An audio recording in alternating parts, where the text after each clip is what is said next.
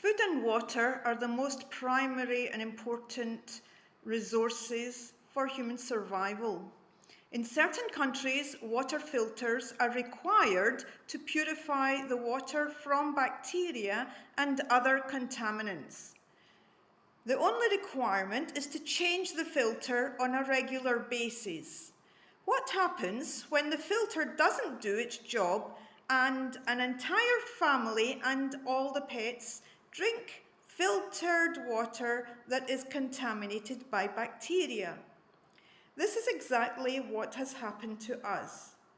Needless to say, the Health and Hygiene Board and the water filter company all deny that they are responsible. The symptoms we have are diarrhea and, in some cases, the feces float. The intestines literally move around from the buildup of gas. The intestines also make a gurgling sound as if hungry. Our eyes are pinkish as if coming out from a shower. My kidneys started to hurt. My son developed a high fever and coughed, but was COVID negative. My urine started to have bubbles like fizzy lemonade. I also have tachycardia. After much deliberation, we thought it was some kind of food poisoning, like perhaps aflatoxin. So we cut out certain foods from our diet, like peanuts, milk, vegetables, etc. We didn't see any result and concluded it must be the water. After taking the filtered water to get analysed by 2 different labs, they found high proportion of Pseudomonas bacteria. The Pseudomonas bacteria are usually found in hospital patients who have catheters for a long time. Therefore, our doctors negated the possibility of our infection being related to this bacteria.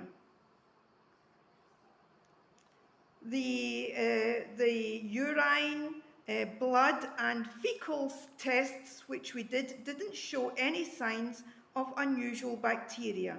So we are in a grey area regarding being diagnosed and receiving the proper medication.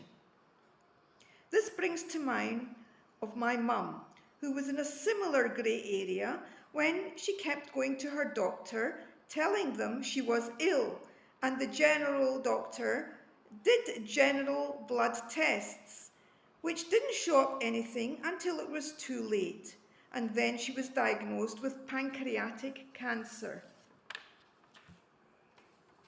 For now, the symptoms seem to be controlled by taking high amounts of garlic in the form of oil capsules or raw garlic. This keeps away some of the symptoms, but won't cure the problem.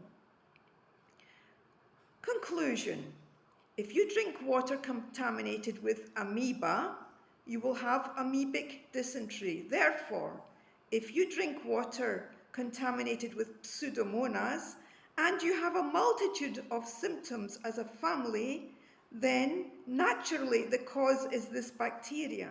And because the doctors can't have the evidence in the form of lab tests, they can't prescribe the suitable antibiotic.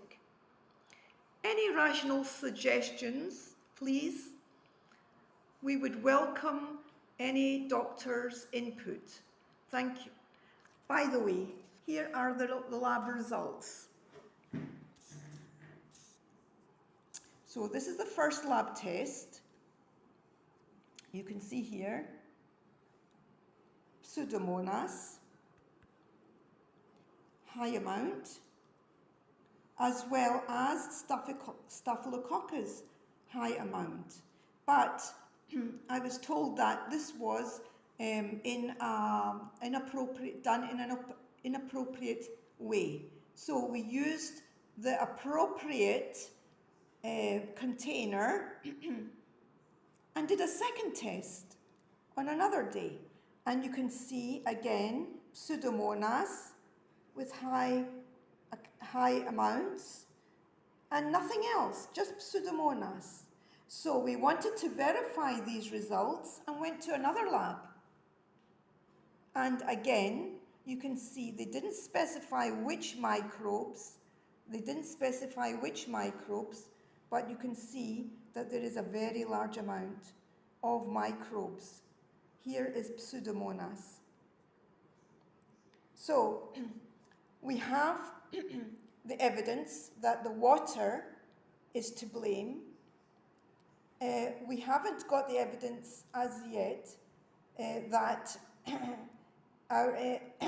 our feces and our urine are contaminated by this particular organism because they are doing general tests. So we would really